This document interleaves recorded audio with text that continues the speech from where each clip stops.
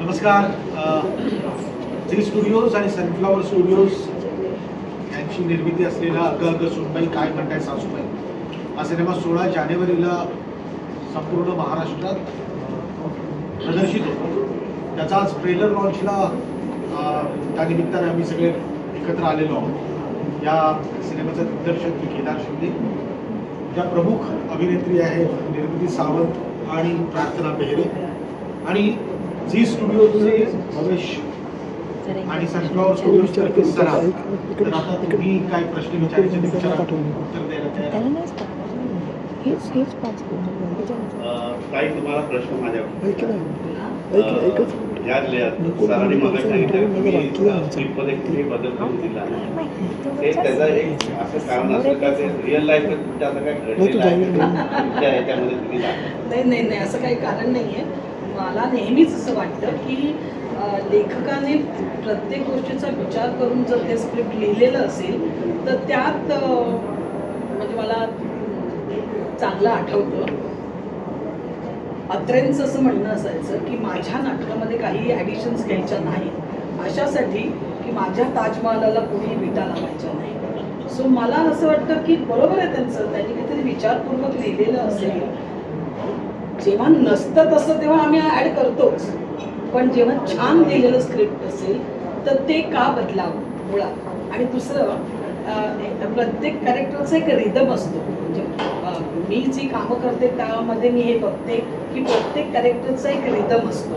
त्या रिदम तोडून वेगळंच जर काही कॅरेक्टर स्वतःचं वाक्य बोलायला लागले किंवा शब्द बदलायला लागले तर तो सगळा बॅलन्स जातो. म्हणून माझी ना नेहमीच म्हणजे नाटकातही आणि सिनेमातही अशी खूप सक्ती असते माझी की ही वाक्य किंवा यातले शब्द बदलायचे नाही. आणि त्यांनी बऱ्याच वेळेला खूप फायदा झालेला आहे आम्हाला.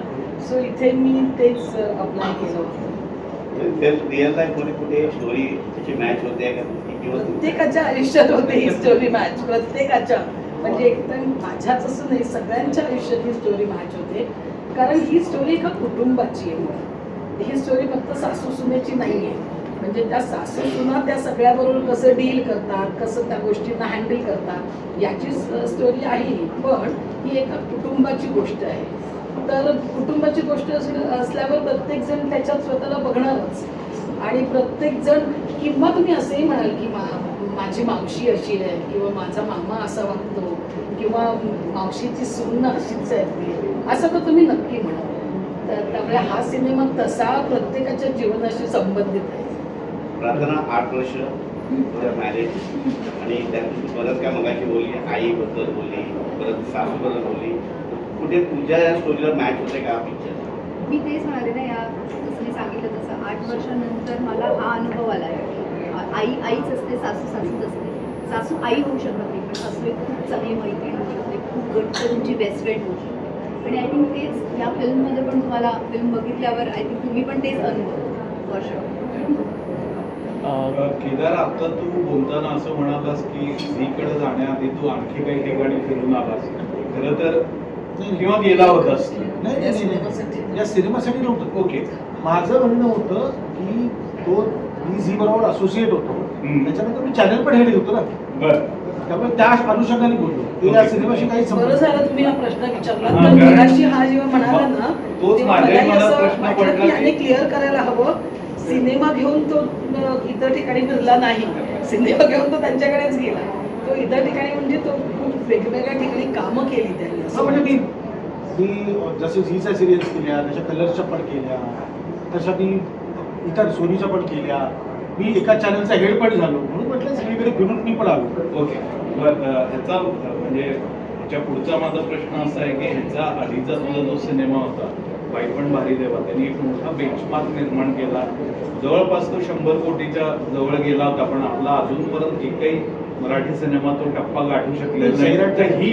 ही फिल्म गाठू शकते? नाही, असं काय, आम्ही ना ज्या क्षेत्रात आहोत सगळे, आमचं काम करणं काम तो म्हणजे असं कसं आहे ना की सचिन तेंडुलकर किंवा विराट कोहली मैदानात उतरताना मी आज 100च करीन या भावनेने उतरतात, पण ते नसतं. भारत जिंकला पाहिजे एवढंच डोक्यात असतं. माझं स्वतःचं मत आहे की ज्या पद्धतीने आत्ता मराठी सिनेमे सुरू आहेत आणि ज्या पद्धतीने चालत आहे, चांगला प्रतिसाद त्या सगळ्या सिनेमांना मिळतोय, तशा पद्धतीचा उत्तम प्रतिसाद आमच्या सगळ्याच सिनेमांना मिळावा म्हणून हे प्रयत्न.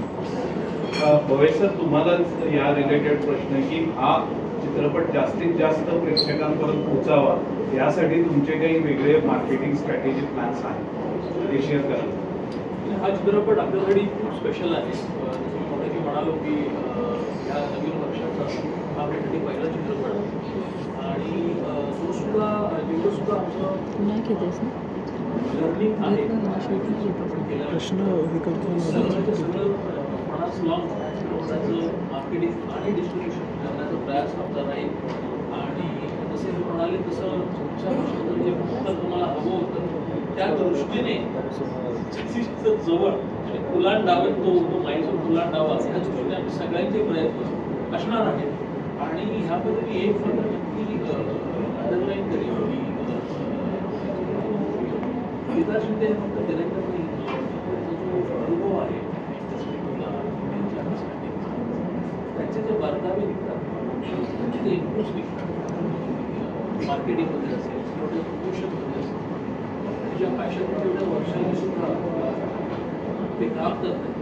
इट्स अ बिग लर्निंग आणि मला असं वाटतं हा जो ह्याचा ओपननेस असतो की मगाशी पण म्हणाले की 19वा चित्रपट आणि अजून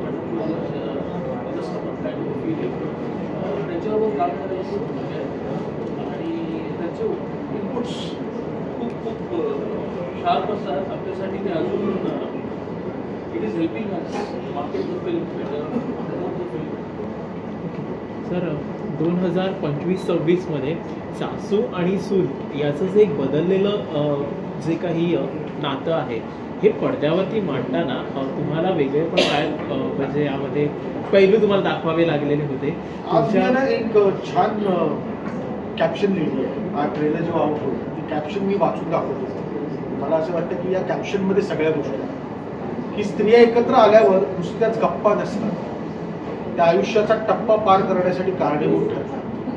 होय, त्या एकमेकांसाठी उभे राहू शकतात. सो या एका लाईनमध्येच ना या फिल्मची जे काही म्हणणं आहे ते सांगण्याचा प्रयत्न. प्रत्येक घरामध्ये 100 98 घरामध्ये कुठेतरी वाद संवाद, मतभेद, विचारांचे अशा गोष्टी असतात, कारण ते जनरेशन्स वेगवेगळे आहेत. पण जसं एका बाईच्या मागे दुसरी बाई खंबीरपणे उभी राहू शकत नाही का, हा जो क्वेश्चन मार्क आहे त्याचं उत्तर हा सिनेमा नक्की देईल. निर्मिती ताई, आत्तापर्यंत म्हणजे आत्या, बहीण आणि बरेचसे रोल केल्याच्या नंतर हा एक असा एक टर्निंग पॉईंट आहे या म्हणजे 2025च्या नंतरचं नेक्स्ट आपण त्याला म्हणू शकतो नेक्स्ट एक जनरेशनची फिल्म आहे.